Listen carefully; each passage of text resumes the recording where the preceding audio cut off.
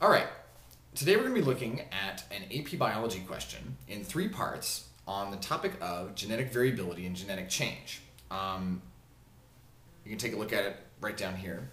Let's take a look at it. It says the first part, so we're going to go through it in parts, all right? The evolution of a species is dependent on changes in the genome of the species. Identify 2 mechanisms of genetic change and explain how each affects genetic variation.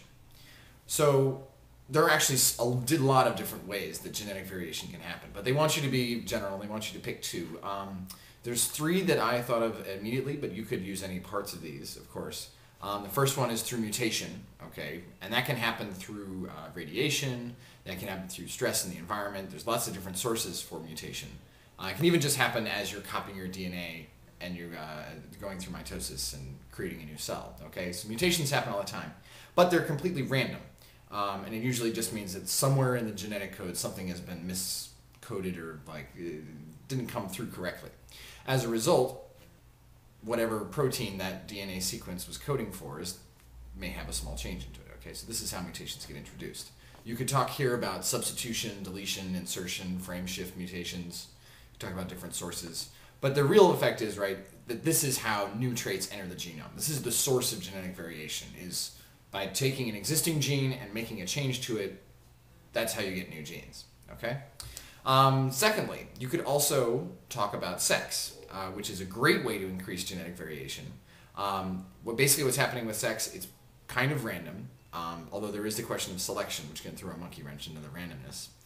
But it's where you take existing traits, and which could be a lot of different things. Could be height, weight, could be skin color, eye color, hair color, any of those things. And it lets you take all the different variations and shuffle them all simultaneously, right? Because sexual reproduction produces genetically unique individuals each time, unless they're identical twins, of course, okay? This has a powerful effect on variation because it lets you take successful traits and get them all to occur in the same individual. This is called hybrid vigor. So the classic example is in horse breeding. If you have a mother's horse who has very strong legs, and maybe you have a father horse who has very good lungs, you breed those 2 together, and you hope that one of the children will have good legs and strong lungs, okay? So it lets you take the variation and get it focused together into the right places. Now, there's also the question of genetic recombination that also happens during sexual selection. It's basically, it lets you take variation and move it around within the system, okay? It kind of demands variation. And remember that in a sexually reproducing population, every individual is going to be different from every other one, okay? That's the key point to make there. Lastly, you could also talk about retroviruses, which are viruses that go into a cell and then splice their DNA into the cell. And sometimes there are also some programs in the DNA that can cause bits to get moved around within there. Anyway, that can introduce variation, but it's usually not good for anyone involved except for the virus.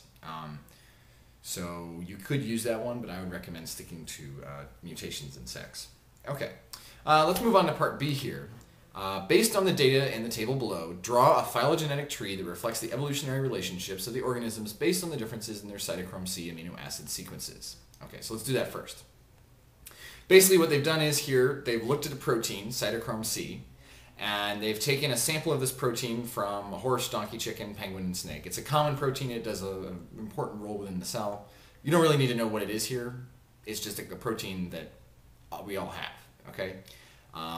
And what they've done is they've looked at how that protein is put together, and they've compared the amino acids in that sequence between the horse, the donkey, the chicken, the penguin, and the snake. And they've counted up between each comparison to see how many differences there are. So what this table is really telling you is you can look over and you can say, okay, so the donkey and the penguin have got 12 differences in the structure of the amino acids that make up their cytochrome C proteins, okay? So the donkey and the penguin then are fairly different. At the same time, the horse and the donkey only have 1 difference in their cytochrome C protein amino acid sequence. So as a result, it looks like their cytochrome C proteins are very similar.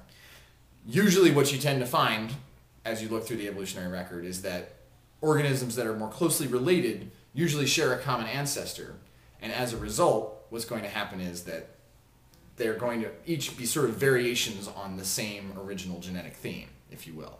As a result, they're each going to have amino acid chains that are similar, and the longer back their common ancestor was, or the more selection pressure that they've been under, the further away their amino acid sequences are going to be. Okay, so if we're drawing the table right here, we can go and we can see, okay, the horse and the donkey are very closely related, only one difference in their chain. So we can go ahead and say that they have a common ancestor. Then we've got the chicken and the penguin, which between them only have 3 differences in their chain. So we can probably put them together also.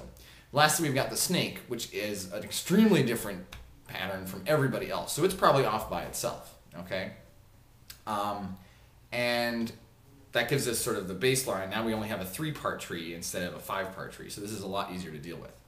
At this point, it looks like the horse-donkey is closer to the chicken-penguin cytochrome Cs than either of them is to the snake cytochrome C. So what we're probably going to see there is, again, there's going to have a common ancestor, and then at the furthest limit, we're going to have the snake joining the tree. Okay? Now, they also want you to explain the relationships of the organisms. You can do this really easily. Say, okay, the horse and the donkey share a common ancestor most recently. Chicken and penguin share an ancestor most recently. Then horse and the donkey and the chicken and the penguin share a recent ancestor. And then most furthest distant, the snake, the penguin, the chicken, the horse, and the donkey all share a common ancestor. Okay. Based on the data, identify which organism is most closely related to the chicken and explain your choice. So you'd have to write a little paragraph here saying, okay, well, the chicken and the penguin have basically the same cytochrome C protein amino chain sequence. Therefore, they're the most closely related out of all of them. Okay, that's between the chicken compared to everything else and the penguin compared to everything else. The chicken and the penguin are by far closer to each other than anywhere else on here. So, as a result, they're more closely related, most likely. Now, lastly, they want you to describe 2 types of evidence other than the comparison of proteins that can be used to determine the phylogeny of organisms. Discuss one strength of each type of evidence you described. Okay, now there's actually several, of course. This was looking at the protein amino acid sequence. That's what's called a Western blot.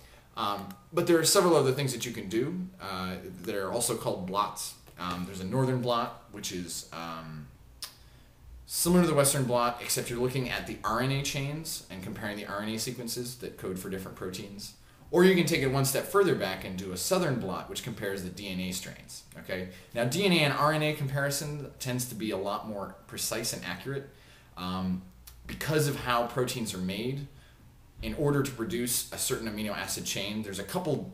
Each amino acid has several different RNA codons that can be used in order to produce the same amino acid. So there, you could produce the same overall amino acid protein structure from several completely different DNA original sequences, okay?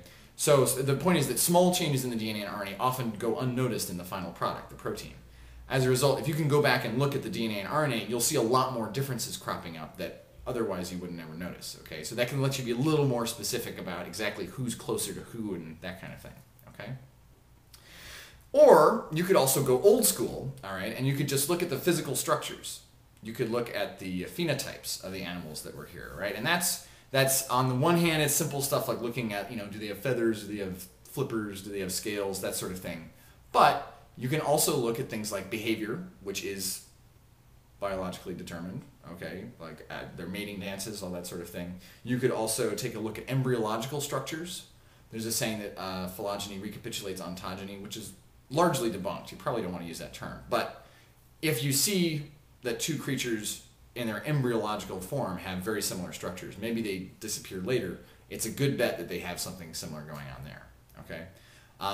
That's, of course, how it was all done before molecular biology techniques were developed. Okay, so I hope that helps, and now you know.